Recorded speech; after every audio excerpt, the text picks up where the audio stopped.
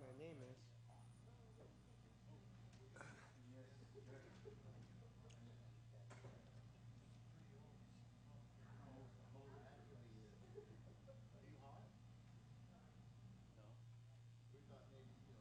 Really good air up here. You know if Dan's coming?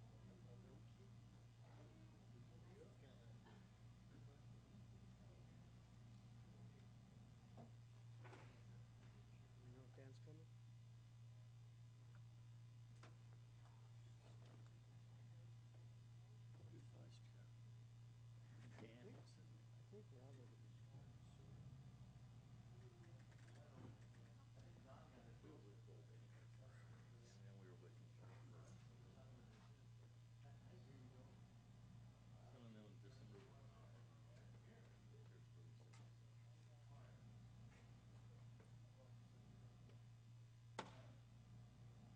this car. So I should take my jacket off. Yeah, I turned it down a little bit. Kinda hot in here.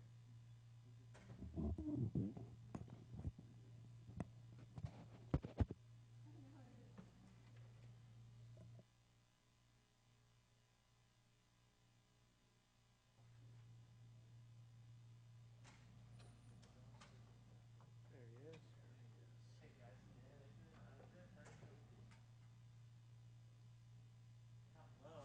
Top low there. That clock's fast, by the way.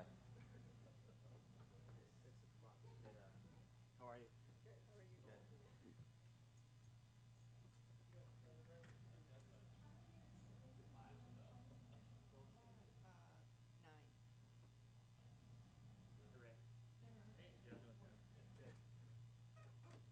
we ready to go? Do we need a roll call?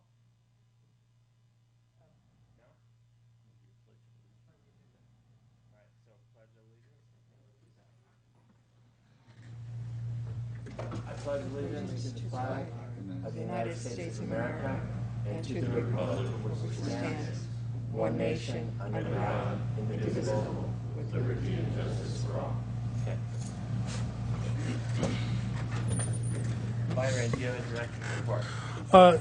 No, although I do want to let the commission know that the Foster Farms item, it was originally scheduled to come back tonight. It was agreed on both parties to push it out until the beginning of next year. So you'll still be seeing that item before you in the future, but right now they're still collecting data. So, and everyone agreed to postpone it until after the new year.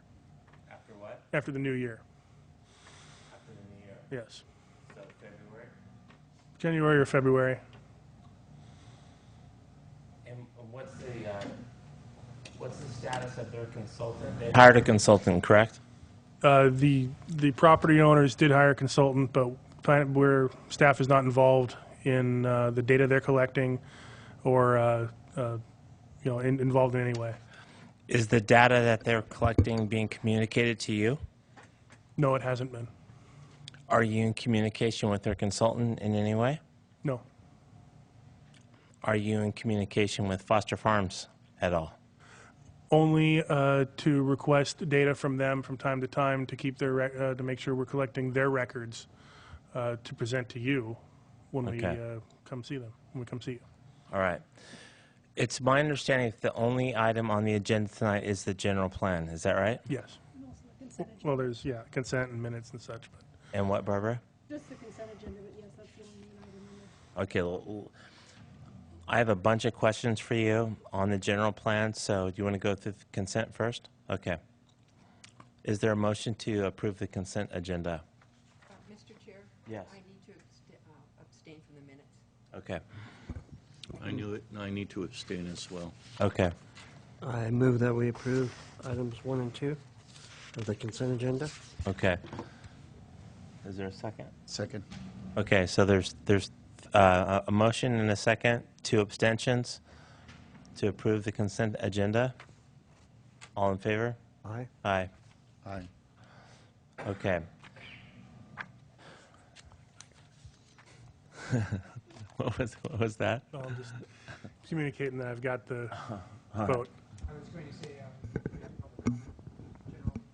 Oh, yes. Yeah, every planning commission meeting, we open the floor to anyone from the public that wishes to speak to some topic that's not on the agenda. Is there any public comment? If there's none, then public comment is closed.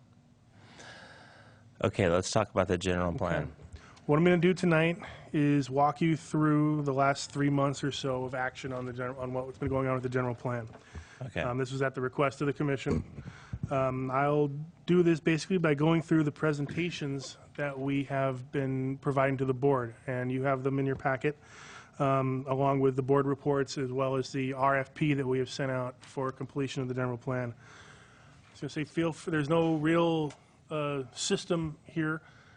Feel free at any time if you want to stop and ask questions. I don't want to go through the whole thing and then have to go back, or it doesn't really matter to me. It's up to you. But feel free to stop me at any time for questions. Okay. But before you start on that, Byron, let me just kind of like speak on behalf, I think, of the Planning Commission. If any commissioners feel differently, please speak up. But we feel like we have been absent from the general plan update process, and we really don't know what's going on, other than what we have heard through the supervisors who have appointed us. And I think each of us is willing to and ready to get involved in the process. And we want to identify a process, a procedure to have this thing go forward and not be stuck anymore. Am I correct, commissioners? Commissioner Pierce? Do you agree with that? Yeah, it's not quite that simple, but yes. It's not that quite simple. No, it's not simple. I'm not saying it's simple, but we are ready and willing and able to help any way that we can. Great. All right. So what's the historical background? Okay, so on July 9th of 2013, the board requested that we give an update on the status of the general plan. So we outlined 10 stages and let them know that we're in stage 9 right now, public review. Stage 1 being outreach, all the way through the drafting of the plan, the environmental review, and then stage 9 was the final public hearings, which we were, and responding to comments on the draft EIR, and then the final general plan and the adoption hearings. So we're almost to the finish line. I should also point out that there is a stage 11 that we really haven't talked about, and that's implementation of the general plan. So once the general plan is adopted, the next step then is to look at our zoning ordinances and look at consistency and make the changes as necessary. So just some highlights. I'm sorry, yes. Did the board decide to put that step in the RFQ they sent out? No, we left it out.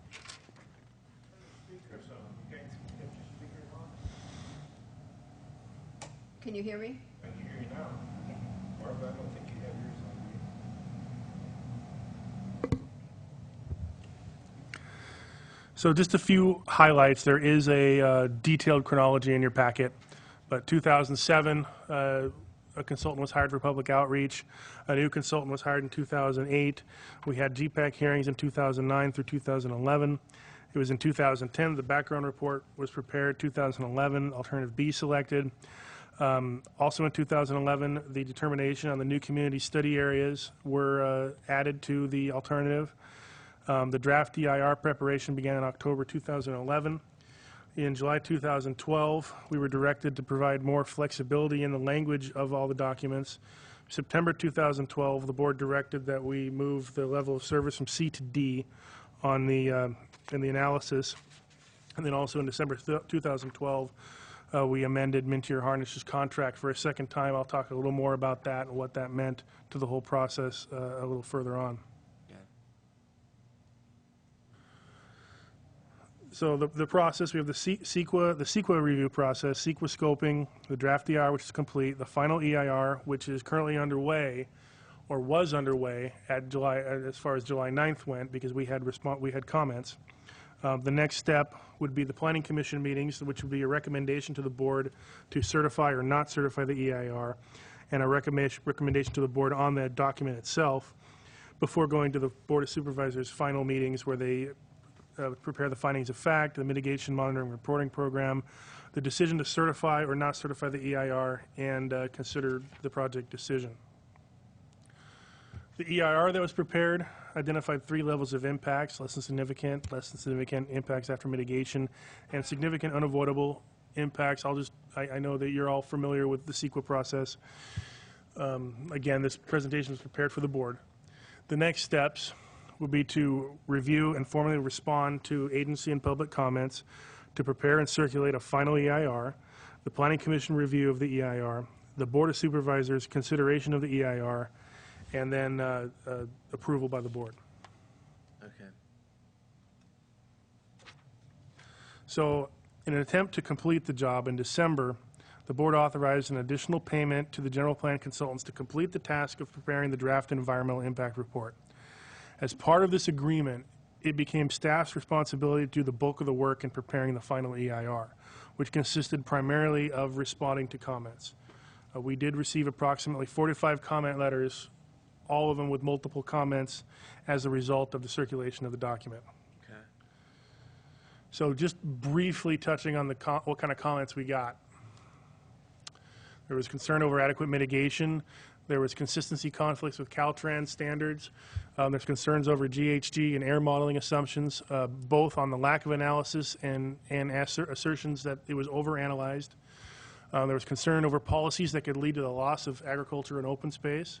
Concern over the lack of analysis of the new community study areas. There were specific questions and requests regarding specific pieces of land. There were requests for further analysis of differences between this general plan and a previous general plan. There was concerns over accuracy of population projections and land use, housing, and transportation assumptions. There were comments that stated that we had deficient policies and mitigations to protect the environment, and similar comments which were policies that are overprotective and could hurt business. And I want to point out that those comments obviously came from 2 different sources.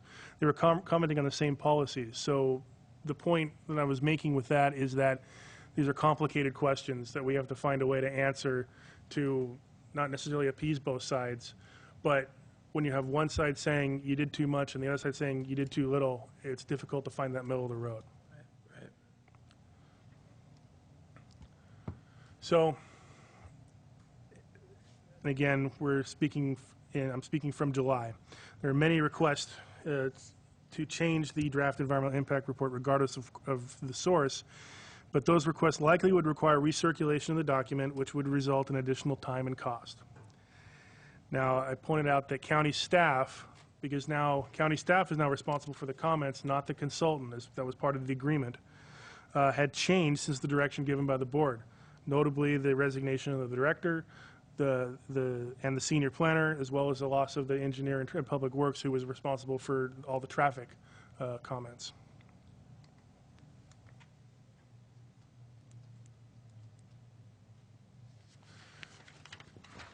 So the challenges was the lack of staff, the technical nature of the comments, and then the increased workload that we had been experiencing over the past 6 months or so.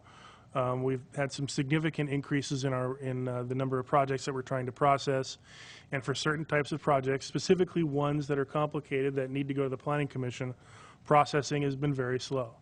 We're working on that independently, but that was something that I wanted the board to know about at the time. So based on discussing with Mintier Harnish, the recent similar response to comments from Merced County resulted in around $50,000 in costs. So that was the number I gave to the board as far as this is how much it would cost to have the consultants come back and respond to comments for staff.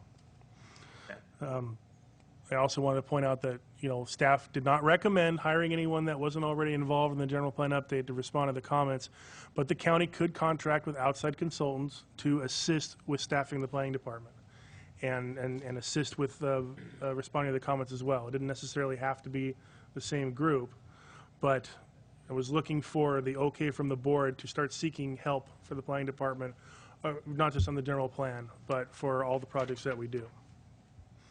Because they're going to hear about it, you're going to hear about it, the public is hearing about it as far as things not being processed at a rate that all of us would prefer. This is more about staffing, that we were working on having applicants provide or assist the county in hiring staffing for specific projects. We're efforting that right now for a couple of projects that we're working on, where the developer would be paying for additional staff to work on their project under direction of the planning department.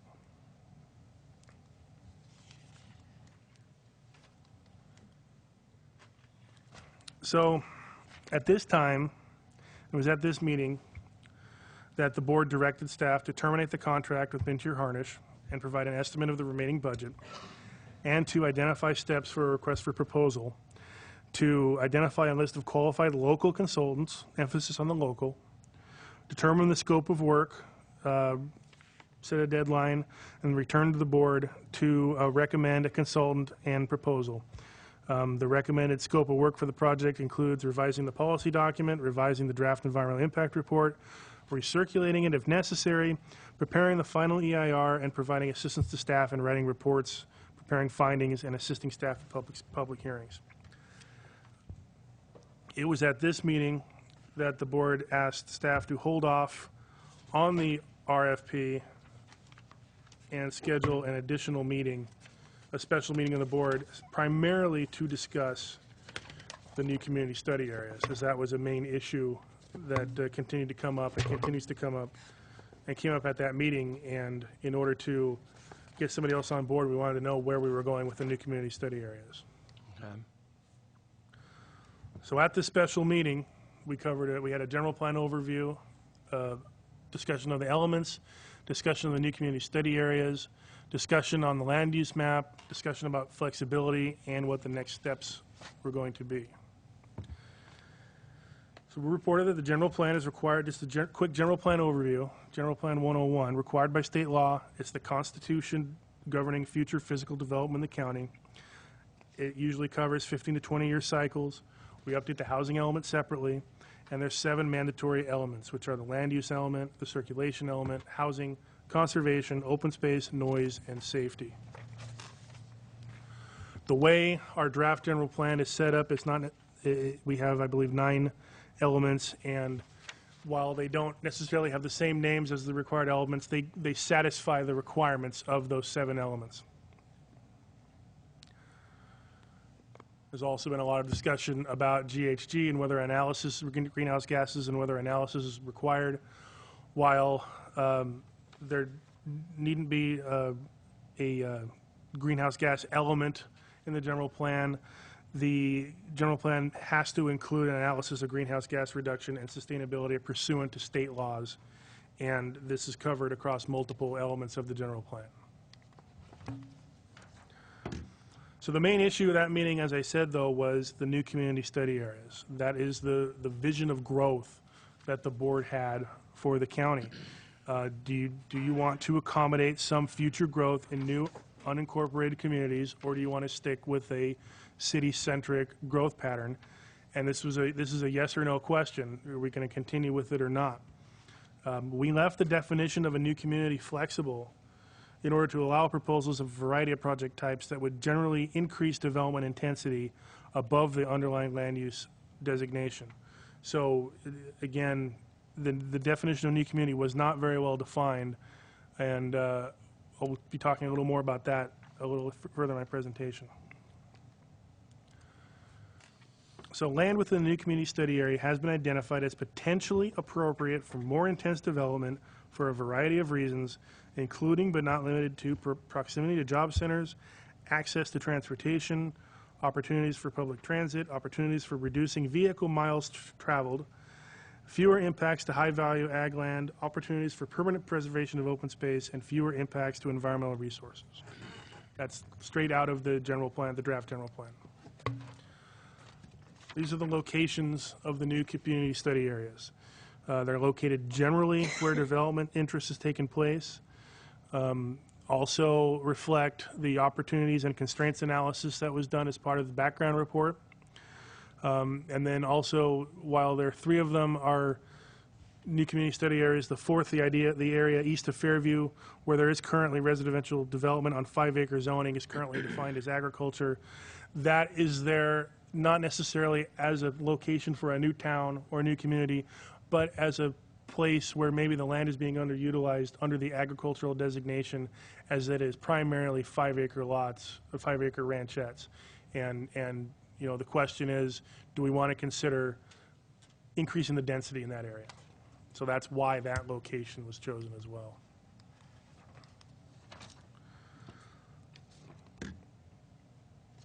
There's also questions about the land use plan. How to handle specific requests about in Aromas and in Tres Pinos. There was concerns over the winery hospitality overlay, and if we miss some areas, the land use plan was approved by the board in 2011, and then the question on how to deal with community requests and how the GPAC dealt with them. The GPAC chose to not take community requests, landowner requests. When we have requests from the public. I'd like to see this property changed from agriculture to commercial, or I'd like to see this property higher density residential. Right. We took the concept to the GPAC. They chose to not address those comments. They should be addressed at the Planning Commission. So that's something I have for you this evening, is how do you want to address those comments when they come to you, and what role do you want staff to play as far as a recommendation on those comments, on those requests? Right. That's the land use plan. We also discussed the economic development element, which is an optional element that's in the plan. It identifies 42 goals and 9 programs to support existing businesses, attract new businesses, and support tourism. There was a sense in an earlier meeting that the economic development element was lacking, so we had that part on the agenda just to solicit any further comments. We did not get any at the time.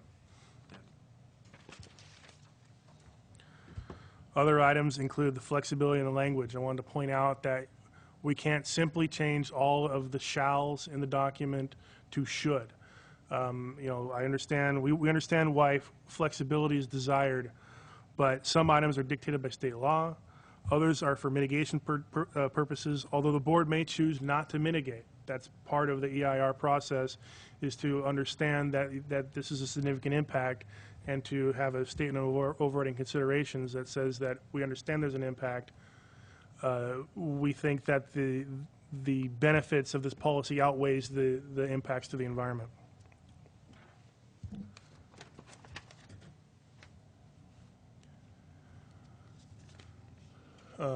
We also discussed RFP versus RFQ. The RFP has gone out. You have a copy of it. We've requested a deadline of the end of the month to see what we get back as far as consultants goes to finish the plan. So at that meeting, the decision was made to keep the new community study areas. They also discussed the other items, but gave staff direction of basically going forward with the RFP, getting that out, getting a consultant on board, and going on there. So staff's recommendation, essentially at this time, that pretty much concludes, that's my synopsis of what has happened the last 3 months or so.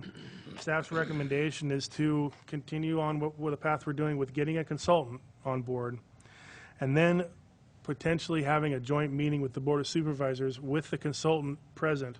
And that way, everyone will be on the same page, from the consultant to the board to the Planning Commission, here on out, as far as how we're going to finish this job and get this on a path to where the next item, where it's heard by the Planning Commission, and the Planning Commission can make the decisions and do the heavy lifting for the board to make the tough decisions about specific land use policies, and then make a recommendation to the board for them to make the decision on. Okay. So how are we going to get there? And I think that there's positives to having a joint meeting with the consultant, that everyone understands what each other's expectation is. The consultant can lay out their plan for how this is going to work, and we can leave that meeting with a clear path. Okay. Okay. Thank you very much, Director Turner. Before we get to Planning Commission comments, are there any questions based upon the Director's presentation from the Commissioners? Anything specific? Okay. I'm not really sure about the format about this, but let's do public comment right now. Anyone from the public would like to speak about this? Jason, go ahead. Yeah. Good evening. I'm Jason Noble from Trespinos. A couple things. I did serve on GPAC, and Byron's absolutely right. We didn't feel it was appropriate for, given the demographic makeup of the people participating in GPAC, to go property specific and determine whether or not those should or shouldn't be, considered in the general plan. We felt it was more appropriate to, as it was shaped and molded. Of course, there's going to be property owners that are going to come in and say, instead of the line being here, it should be here, but that should be heard at your level and the Board of Supervisor level, just because there's more experience in that than the folks that were volunteering for GPAC. About a month or so ago, at the special Board of Supervisors meeting, both Jim West and I were there and both spoke, and I guess what Byron was nice enough to send me afterwards, and I spoke to one or two of you, and I sent this to the Board of Supervisors as well, is there was a comment, I think it was Margie Barrios said, or Supervisor Barrios had said at that meeting was, the direction was such that Jim and I pointed out that the property surrounding Trespinos that lied in the sphere of influence for the sewer and water district had been left out. Jim West pointed out that the property near the high-intensity rail line over by the Granite Rock Quarry had been considered for heavy industrial zoning, and that had been left out.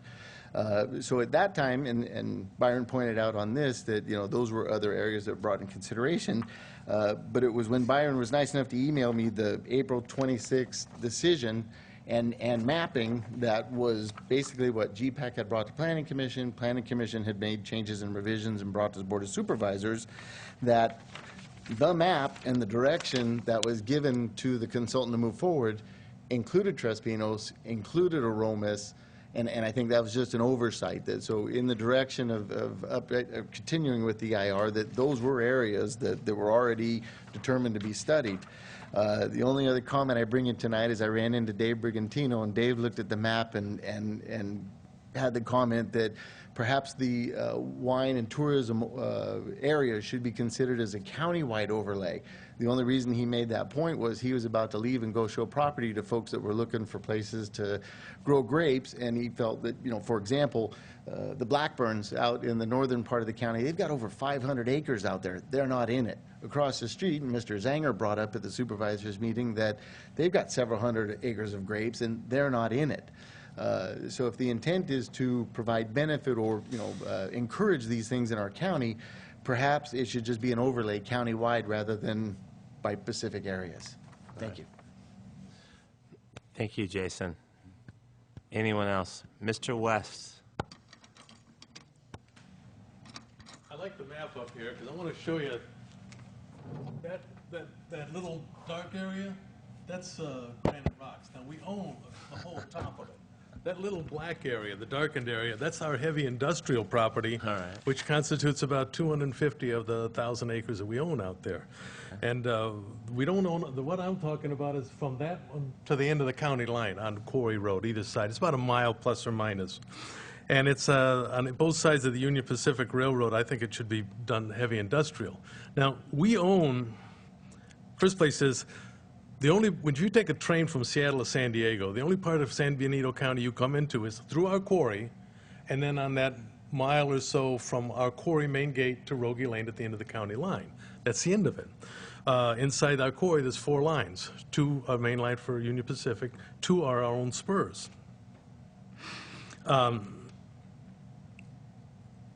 We own about 20–25% of that land outside of the heavy industrial now, that what I'm saying should be heavy industrial, and that would be part of the thing. But we're not the only landowners. We own about a quarter of it. And I'll tell you the other thing, we don't need it. I know how to zone in this county. I know how to change that zone. And Gary Armstrong said when he took it out, he said, don't worry about it. You can get your zoning. You know how to do that. I know how to do that. But what this is an opportunity to get more heavy industrial activity in this county to help our tax base. The main first line of our the GPAC, and I was on it, was to make this a more balanced community between jobs and houses. And to putting that into heavy industrial, you have to track that. And remember, industrial development is not like housing development. Housing development, 3 years, maybe 8 years at the most. I get in, I get my money, I get out. Industrial takes a long time. And so there's a large commitment and a long payback toward it. They need assurances. I don't need those assurances because I know this county. But for other people to come in, they need that. And I think it would be a great opportunity if we did that, all that property. Yes, 20 to 25% of it would be ours. And we can do that ourselves. But that land, that in heavy industrial land, when you look at what's happening with the new San Juan Road interchange, the 129 interchange on 101, that is a perfect place for heavy industrial in San Benito County. And I think it should be in there. Thank you. Any questions? None, Thank you. unless the commissioners have any. Thank you, Jim. Any other public comments? Mr. Betancourt.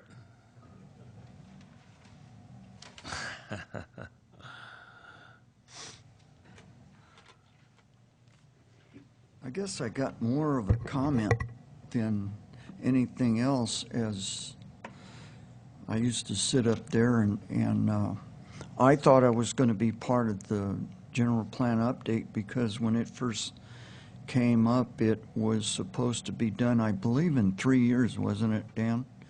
Yeah. And then me and my wife, and I think a lot of you folks, went to all the vision meetings. Right.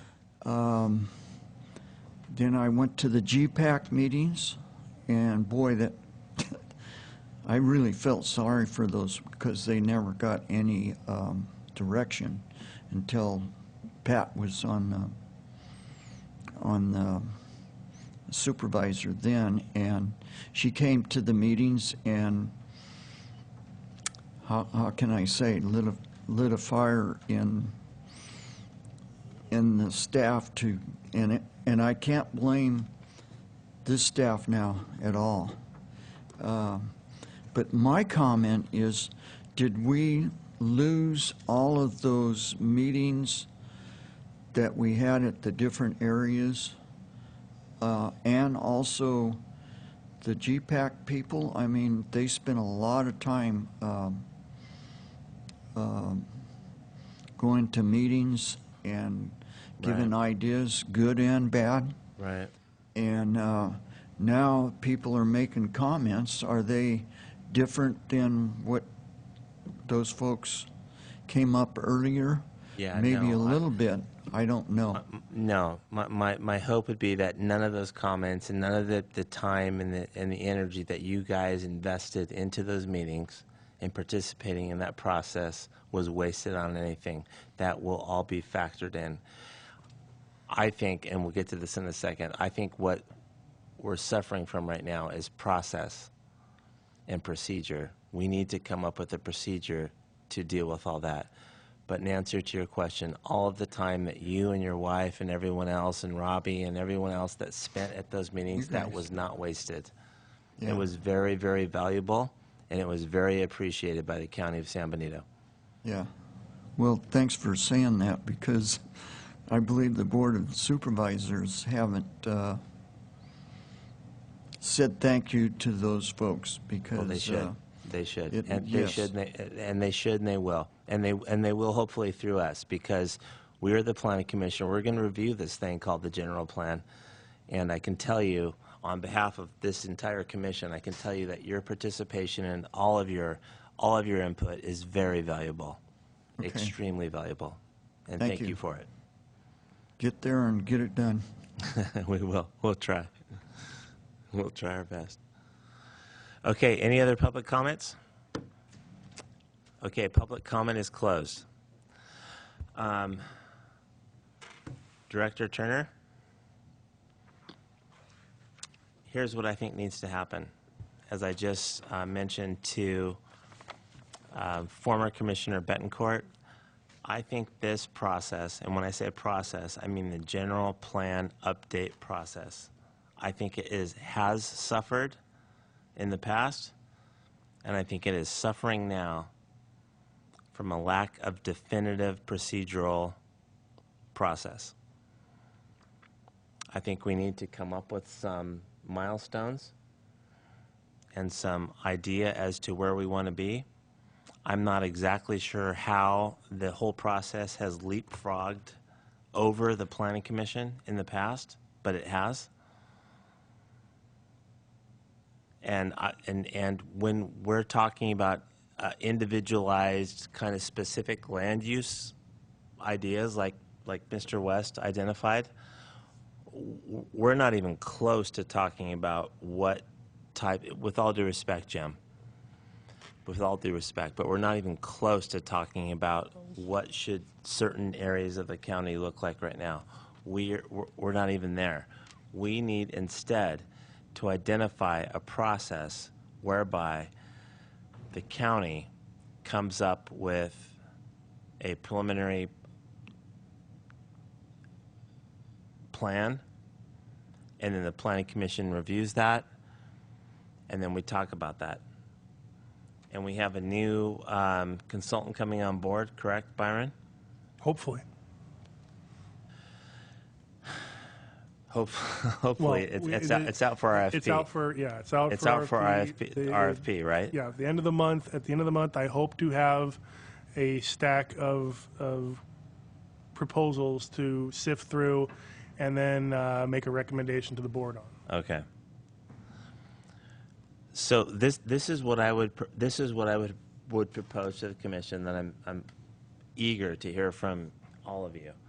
I would propose that the Planning Commission appoint a two-person subcommittee to meet with a two-person subcommittee of the Board of Supervisors for purely to answer purely the question of timing.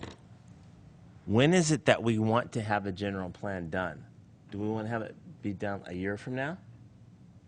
6 months from now? What's our milestone? What's our timing on this?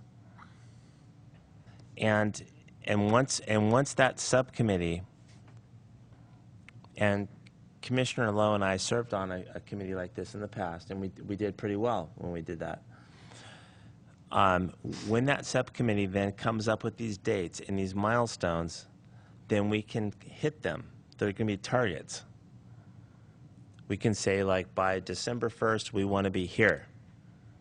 By February 1st, we want to be there. And this is not going to get stuck in a quagmire as it has in the past. And I think that's going to do all of us a lot of good. And I think it's going to do the county of San Benito a lot of good. Any comments on that?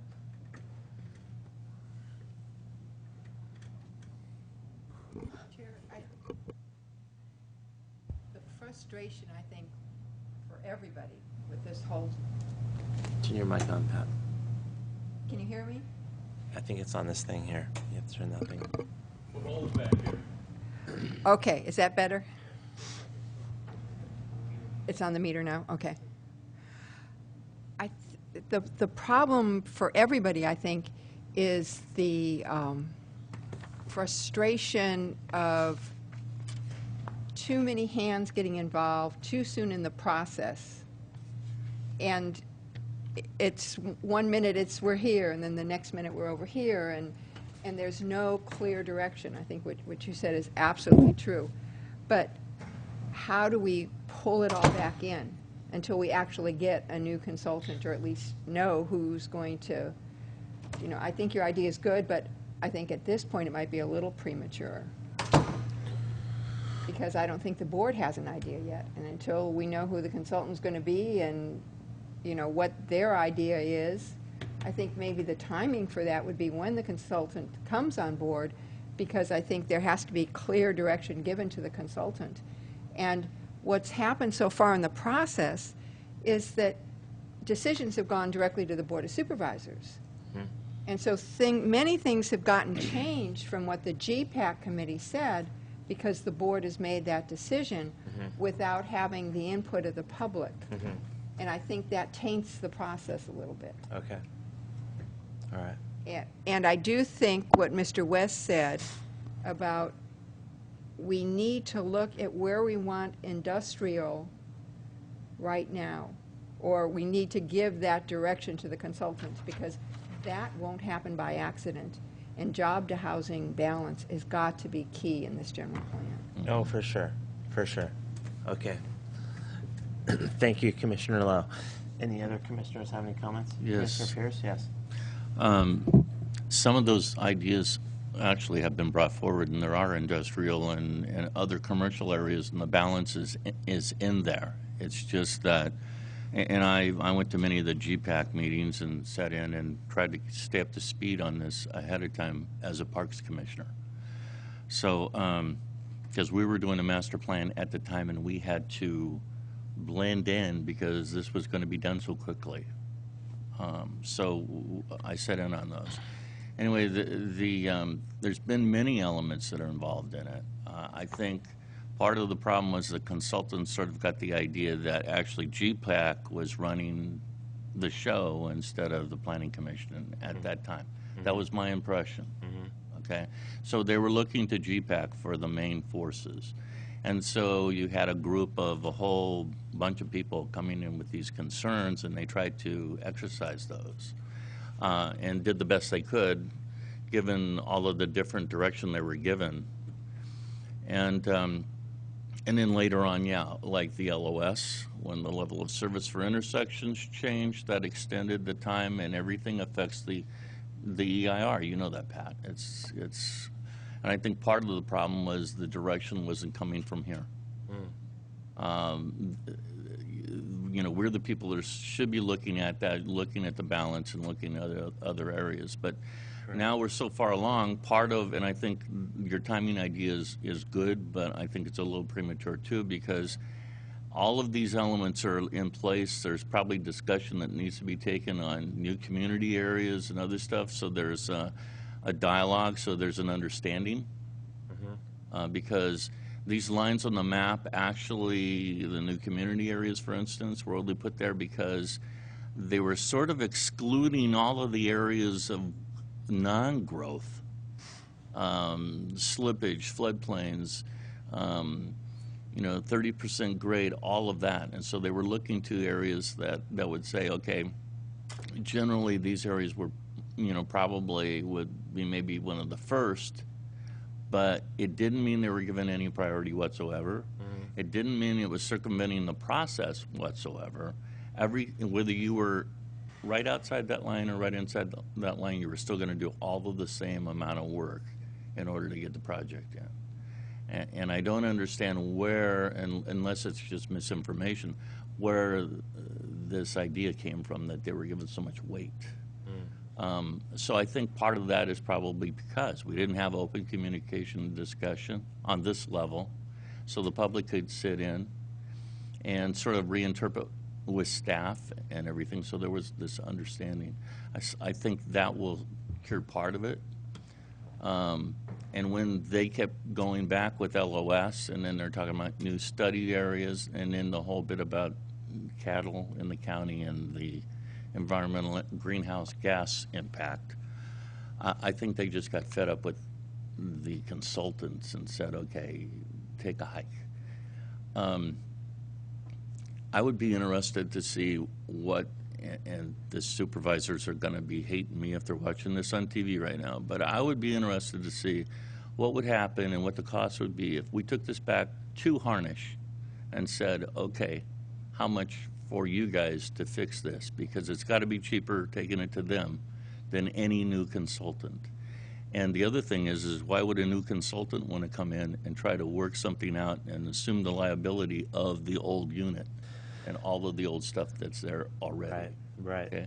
So I would like to see basically the two balanced, and then staff come back and say, okay, if we go out to a new consultant, this is what the cost is. If we go back to Harnish, this is what the cost is. And if we see the cost with Harnish is $50,000 or $60,000, and a new guy is going to be 200,000 or 300,000, you know, I'm budget oriented, and that makes sense to me. But would you agree with me, though, Commissioner Pierce, that that's a board decision? Understood. That's a board decision. That's a board decision, maybe- and they have made maybe that. we need to they help have them made that along. decision the way that they've made it, and Exactly. and we can all talk about it later about whether it was a wise decision or not. But that's any kind of fiscal, monetary type of expenditure type decision like that. Yes. I think is a board decision. Our charge, I think, on the other hand, is to do what we're supposed to do, which is to oversee this general plan process. And I think that one thing, as I said before, I think that one thing that this process has suffered from in the past is that for some reason it leapfrogged over the Planning Commission. It's been handled by the GPAC, by committees and so forth, and we have had nothing to do with it. And what I came here tonight intending to do, and I've talked with my supervisor about this, and I've talked with a couple of supervisors about this, what I came here tonight intending to do is to interject the Planning Commission, the San Benito County Planning Commission, back into the general plan update process. I want to do that, and I want to do it tonight. And I'm putting my stake in the ground. And this is, and did I cut you off at all? Yeah. That's okay. No, but please, I'm sorry. Well, if I still have the floor, I'm sorry, I would please. actually, I would agree with that. I think I kind of stated that timidly before, but I feel that that's part of the problem, is that it hasn't been on this level, and we haven't been able to air out and get community information and stuff going along at this level. So I agree with you that we need to be part of the process. And we need to start advising the supervisors a little better, maybe from this area, and that's why I say Harnish could be a possibility as just an advisory. I know they made a decision, but that's up to them. Decisions can be reversed. It's up to them. That's up to them. If this board comes in or this commission comes in and says, hey, look, we looked at this, and it just seems a lot more practical that these guys can finish it off, do it faster, do it cheaper, then who would say that's a bad decision if they can prove out that they can now? They may not even want to be part of the process, right. And who could blame them? But I think that probably should be part of the discussion a little bit anyway, just because of budget issues. Okay. And then I think we need to talk about new community areas, some of the uses, some of these individual comments that are coming in and people wanting to know. Right. They should be heard. Right. Yeah. There's a lot to be talked about as far as the county goes, but before we get into those things, Commissioner Culler, do you have anything you'd like to add? The only thing I would like to add is the idea of your milestone schedule thing is good, but before we get that set, I think we need to see how big the pile is that we need to deal with, so that we can realistically pick dates. Otherwise, if you just throw a number at the calendar, or dart at the calendar and say that's what we're shooting for, you would make it or don't make it with, Good point. so. Very good point. Very good point. Anything on this side? Yeah? I just agree with Mr. Pierce that we should get the old consultant back because they already have hands-on. They've been working on it. You hire a new consultant, they're going to want to start from scratch. Right.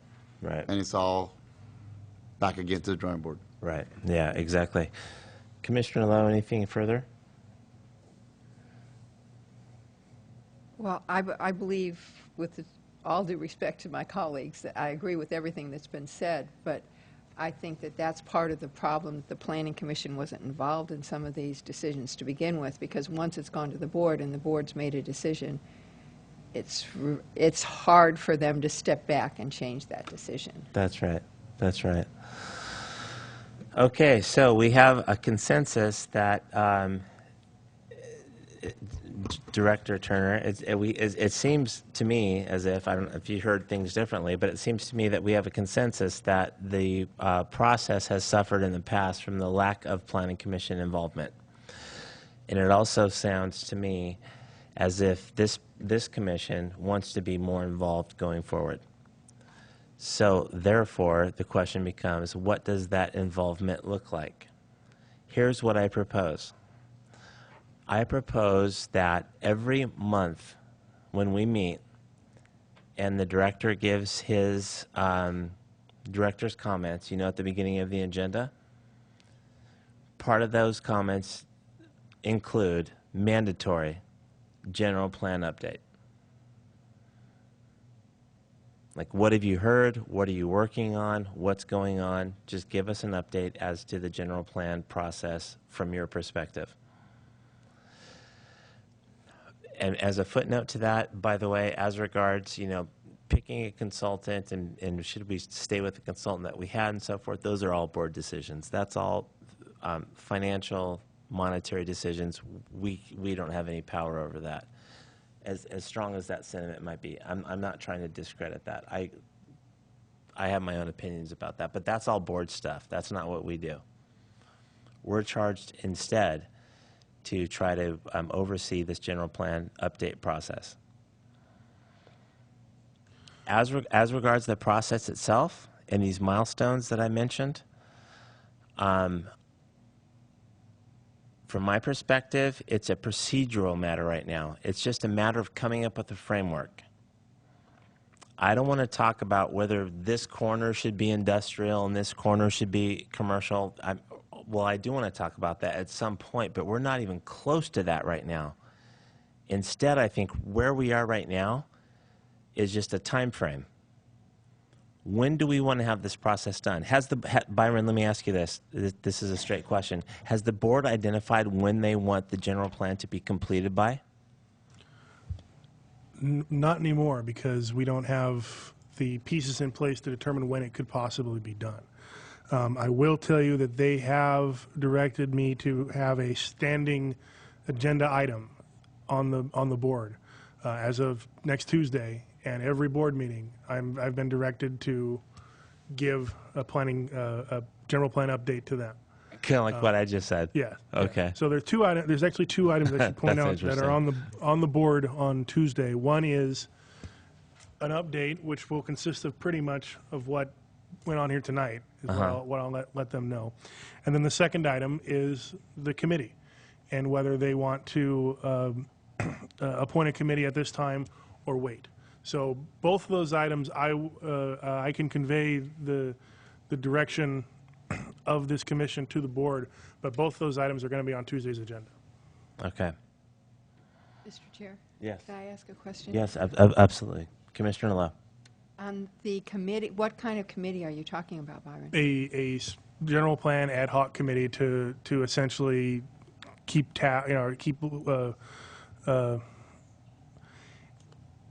I should back up. 2 weeks ago, there was an agenda item on whether there should be a committee formed for the new community study areas. The board declined to enact a committee to discuss that. There's now going to be an agenda item on the board to discuss whether they want to have a sort of a steering committee. I think much like has been brought up tonight, to monitor and direct when necessary, but more monitor than anything, the progress of the general plan. But I really can't answer that until I hear them say it on Tuesday, and whether they want to enact it now or enact it after the consultant gets on board, and whether the Planning Commission should be involved in that or not, as well as the Brown Act implications of having you both together in the same room. Do we, that I believe, and Barbara can speak to this, those meetings need to be agendized. Those meetings need to have the public involved. And you and I have talked about this before on the telephone, and I don't think that's true. And Barbara, please weigh in on this. But I think that if we have a two-person subcommittee from the Planning Commission and a two-person subcommittee from the Board of Supervisors, there's no Brown Act implications, and we can meet without having it be publicly noticed or agendized. Is correct or not correct? Originally, I thought when you were talking about like a four-person committee. No. But if you have two ad hoc committees, then Correct. they're not like a four-person subcommittee, but they're two separate subcommittees of the Correct. board. I believe that they could meet without the Brown Act. Okay. They have to be ad hoc. They can't be standing. They can't have any additional members. Well, what I think, and again, I'm not trying to hold court here. I want to hear from the commission. But what I think would be really helpful to this process. Okay, let's take a timeout right here, just for a second. The general plan process is stuck. It's in a quagmire. It hasn't gone anywhere. The public's frustrated with that, correct? Yeah. The electeds are frustrated with that. We need to do something to unstick it. So what are we going to do? My proposal tonight is that we have a two-person subcommittee from the Planning Commission meet with a two-person subcommittee of the Board of Supervisors, and just for the purpose not to talk about substantive anything, like what corner should be industrial or anything, let's just talk about procedure. When do we want to have this general plan done? Where do we expect to be on January 1st? Where would we like to be on April 1st? Let's just come up with a framework. Let's come up with a schedule. And then once we have the schedule, then we can talk about all the rest of the stuff. But let's just come up with a schedule. Can we do that, folks? Does that sound unreasonable? Mr. Chair. Yes, Mr. Pierce, Commissioner Pierce. And this isn't and probably Pat's, it's not our first rodeo. This is like my third or fourth general plan. And we are stuck right now, and there's no way you're going to get unstuck until you get a consultant in or someone to work on the document. We've done a lot, and we aren't, it's not like we're starting over. But until you actually hire someone on and they review the document and they tell you what the time frame is, then you'll know what the time frame is. Now, you can try to tighten the time frame up in the process. You can try to keep them on track and on task. But, EIRs and everything else have certain time frames that are all mitigated or actually set up by the state, and they have to go through a certain time period in order to do things. If the consultant that's hired gets in and says, this EIR is fine, I don't have a problem with it, we can move forward. If he gets in and says, hey, there's a problem here, now we're open to new workshops, new meetings, and other stuff. So I still think it's a good idea. I still think it's premature, though, only because we don't have the consultant hired. I think what we should do is move on and say to supervisors, we need to get this consultant in, we need to get some help for staff, and we need to start moving forward. Once that happens, and encourage them to do it immediately. Once that happens, then I think we can have this talk on timeframes. After the consultant comes back to us and says, okay, we're not that stuck. We're a lot farther along in the process than you think we are, but we are going to take this much time in order to complete. Okay, that's a good point. Okay? That's a good point. That's a good point. And then on the other hand, though, this is what I was thinking, I spoke with, in the interest of full disclosure, I spoke with Director Turner about this earlier. On the other hand, could there be an argument made that with this new consultant, you could say, hey, welcome on board, here's what we're shooting for. We want to be done by X, and by Y, we want to be here. And sure, we by can this do date, that anyway. and by this date, we want to be here. In other words, when this person comes on board, could we give them kind of the marching orders? Like, this is where we want to be. This is what we want to do. Sure, we can do that, but we can do that by consensus on the board level without an ad hoc anyway, and without involving an ad hoc from the supervisors. We can basically say, hey, look, we would like to see this finished yesterday. You get on board, get on track, and let's see how quickly we can get it done. Let's see your fastest time frame to do this legally and get all of the, elements of the input from the public to make sure everyone's on board and everyone understands. Okay. And just say this is to be expedited, period. We want it done yesterday. Okay, so overall, what I'm hearing you say is that as to establishing these milestones and where we want to be at certain dates, we really have to listen to the new consultant who's not even on board yet. Sure. Director Turner, what do you think about that? Do you think that's, do you have a comment on that? I think it is, you know, we need the consultant to tell us, here's how long it's going to take to respond to these comments. Here's the ramifications of the changes that have been suggested by the comments. Some of them are going to require recirculation. Some of them aren't. It depends on how much we change the policy document. And so they won't know that until they meet with you and the board to find out what kind of changes we want to see. Because changes to the document was something that kind of surprised everybody at that earlier meeting. So that's why I'm not able to give you a time frame right now, because I don't know the ramifications. We've been talking about the new community study areas and whether they belong in the general plan or not. And I can't tell you if removing them complicates things more or than leaving them in, because there was a perception that by having them in the general plan, it complicated the environmental document. I can't answer that question, because by removing them, it might further complicate the environmental document, and I need a consultant to answer that question. Okay. All right. And for instance, Mr. Noble just got up and said, you know what, let's just do a countywide overlay on the line, which might be an excellent idea, but imagine the impact on the EIR, or the possible impact on the EIR. Right, true. See, so now if we do any of those, they trigger our EIR no matter what we do. I mean, Pat knows that. She's been here before. So, I mean, so our time frame could be nil, or it could be, you know, huge. The other thing is the general plan is a dynamic document. It's moving and changing all the time if it's doing what it's supposed to be doing. Mm-hmm. So at some point we can say, look, we're never ever going to have a perfect document. Why don't we just move forward with getting this one in and then work on variances and amendments to the general plan as needed as we go through it. Okay.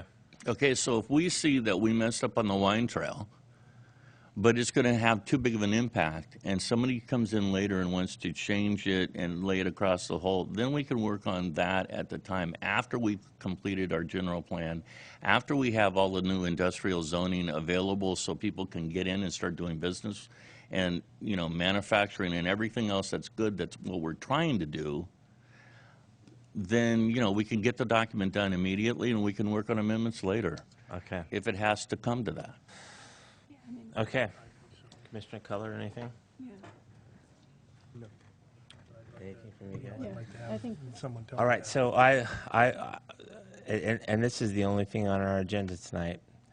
So I'll, in the absence of any kind of a motion or any kind of comment from another commissioner, this is what I propose. I propose a 2-person subcommittee from the Planning Commission get together with a 2-person subcommission from the County Board of Supervisors to get together and talk about and decide and agree upon nothing other than procedural framework, not substance, not special planning areas, not which corner should be industrial, commercial, just procedure, dates.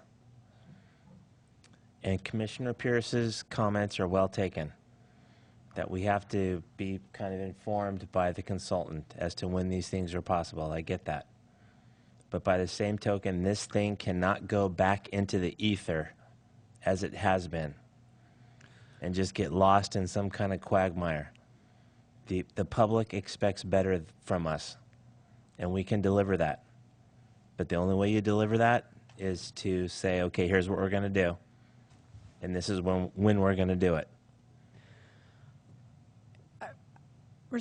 I wanted to see whether the Planning Commission would consider a slight alternative to that. Which is premise. what? Would just be to appoint a 2-person subcommittee to talk about, to come up with a recommendation regarding procedural issues.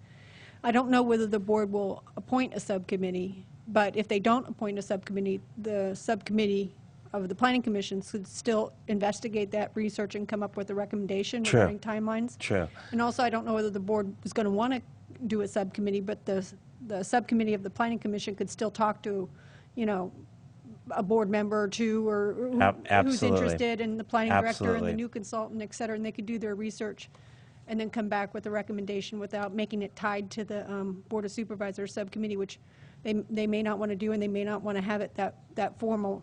Absolutely. Barbara, whatever's easiest. Okay. Just- My suggestion on the subcommittee idea was just to avoid the cumbersomeness of the Brown Act Yes. and all of that. Believe me, if all of us could get together with all of the board at Jerry's and have coffee, we could all figure it out in about 10 minutes. But we have Brown Act considerations, so that's why I was suggesting the two-person subcommittee from each board.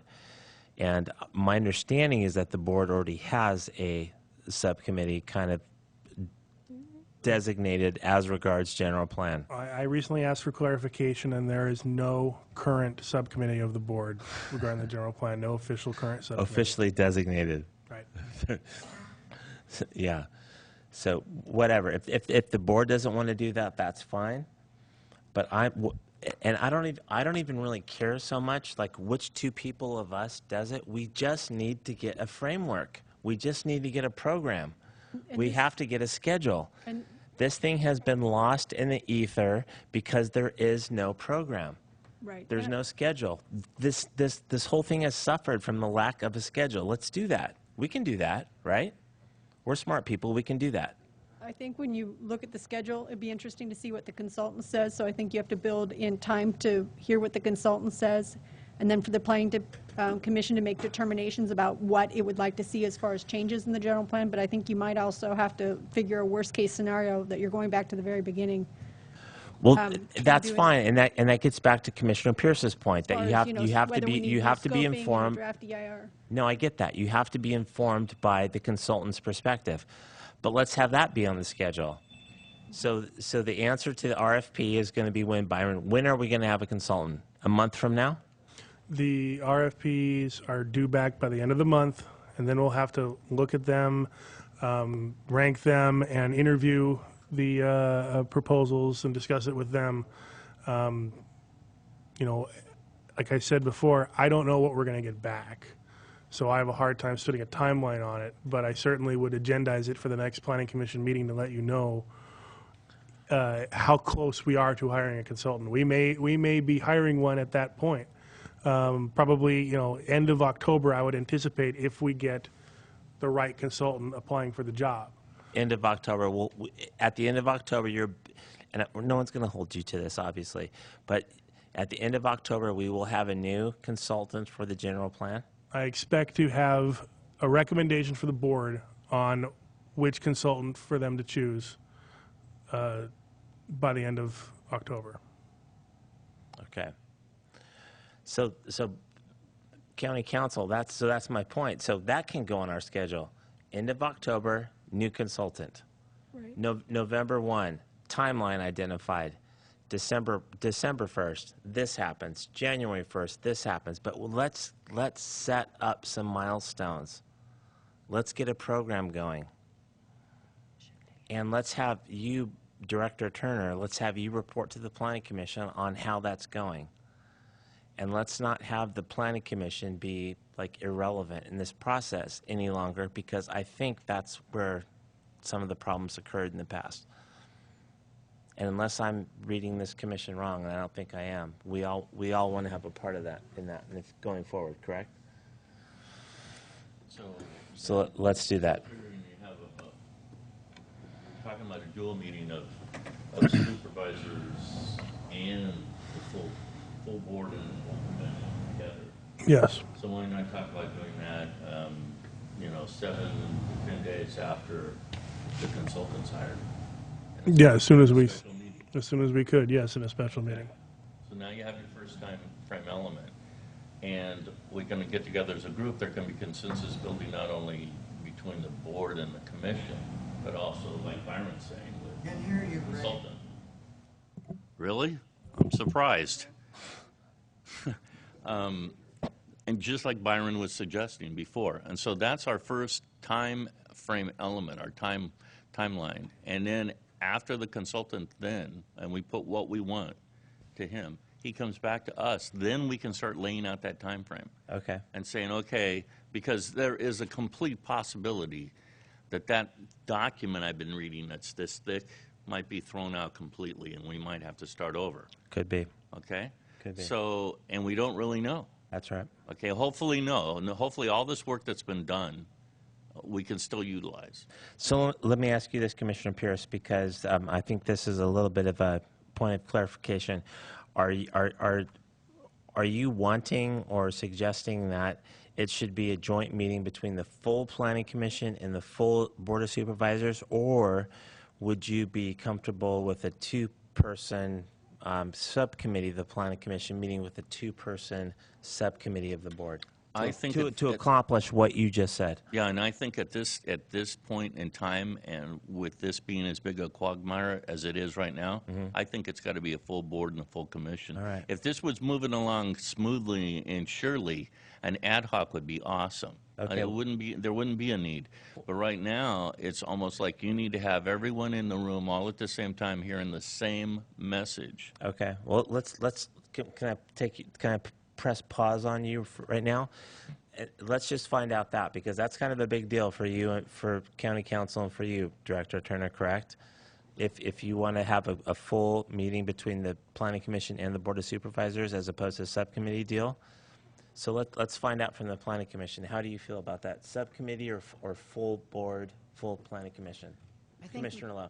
I think moving forward, it's important that we meet with the board, the full board, with the full Planning Commission. So I do agree that we need to all be hearing the same thing at the same time. So you're in agreement with us and the board meeting together? Right. And then maybe after that, we can break it down into an ad hoc committee with 2 members of each. Okay.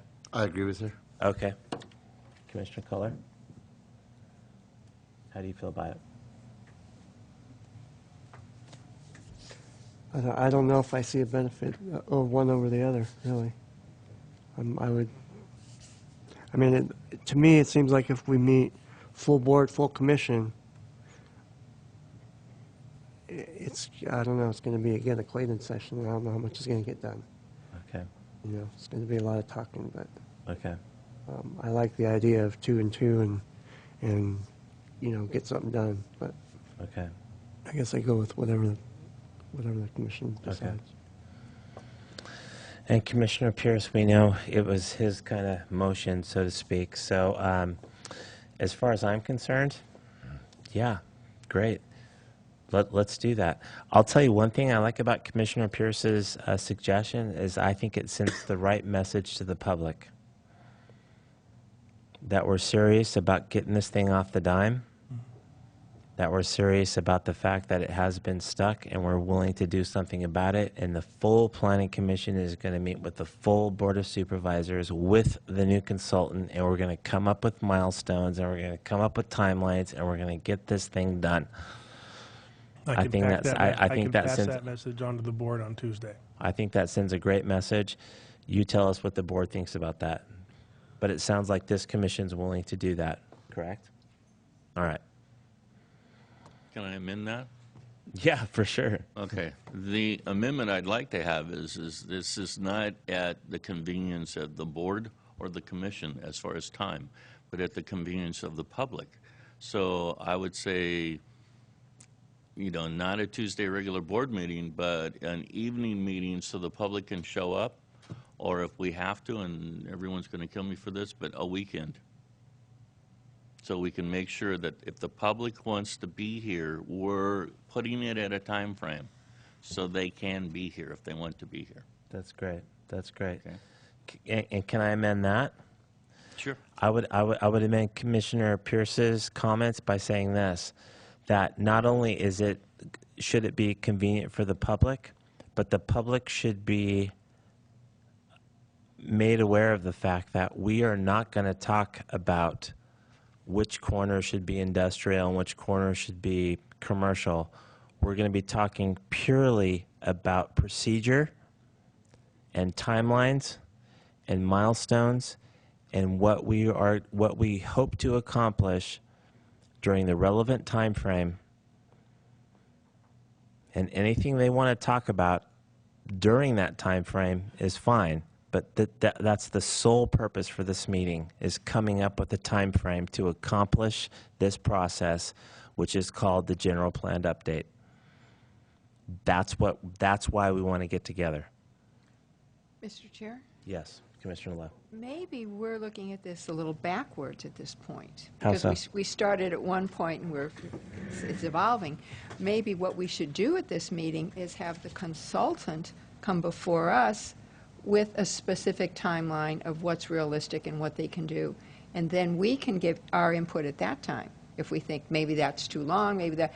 But I think we need the consultant to be the one telling us, this is reasonable, and then we can make sure that those deadlines are met. That's a good point, and unless I heard Commissioner Pierce differently, I think that was exactly what he said, is that we need to take direction from the consultant. And what I envision at this joint meeting between the Board of Supervisors and the Planning Commission is that the new consultant at that time will be on board. Byron, correct? Yeah, the idea was to not have this meeting until we have the consultant on board. That's right.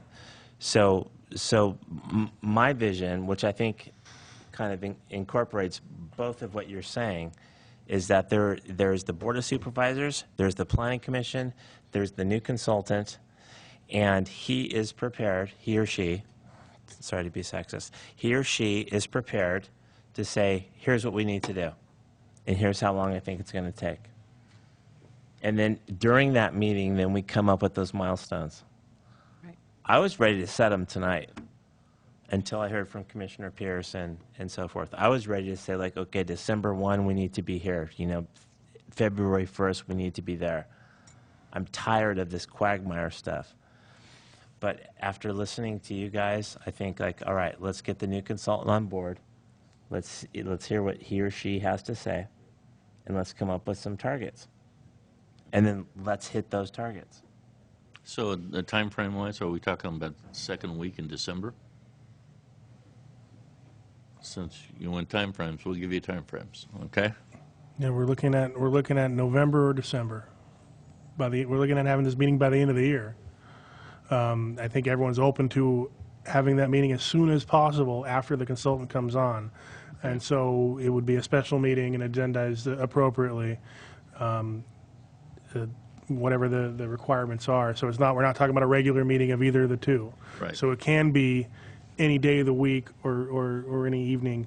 But I do not think it would be feasible to do any time until at least November. Okay. So maybe we set from a time frame like this. So once they're hired, we have to have them, actually, hopefully they've reviewed the document just before they've taken on the deal at all, and they're very in tune with it. Say 2 weeks after he's hired, then we have that meeting. So that way, if he's hired early in November, we can have it sooner. If it takes till the end of November, then maybe the second week in December. So, and this is actually an open discussion meeting. I don't think we can do motions or action items, but by consensus, if that's okay with the rest of you, I'd say, you know, a couple of weeks after he's hired, because he has to review the document and really know the document before he actually takes the job, if he's got anything going on. So a couple of weeks later, it should allow him a time frame of being able to clear his schedule to meet with us, and then we can maybe get rolling a little faster if they hire him quicker in the year. Yep. So does that sound reasonable for everyone? Yep. Okay. And realistically, I don't see the board hiring the next day. I mean, they're going to take some time to make the decision as well. Mm-hmm. It's a big decision. It is. Turn the speaker on, you can't hear you guys. It's on. I think it'll probably take the month. More than likely, it's going to happen towards the end of November.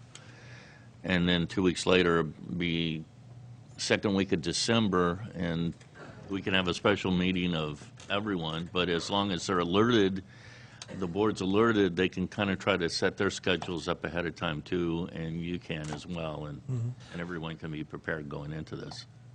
So that you can hear in the back, what Commissioners Culler and Pierce have said is that once the new consultant is hired, he or she should have enough time to review everything before they can meet with us to advise us on what realistic milestones and dates are. And that sounds reasonable, right? But you gotta consider the holidays in December. I know, Robbie. Yep, I know. We got the holidays are coming up on us.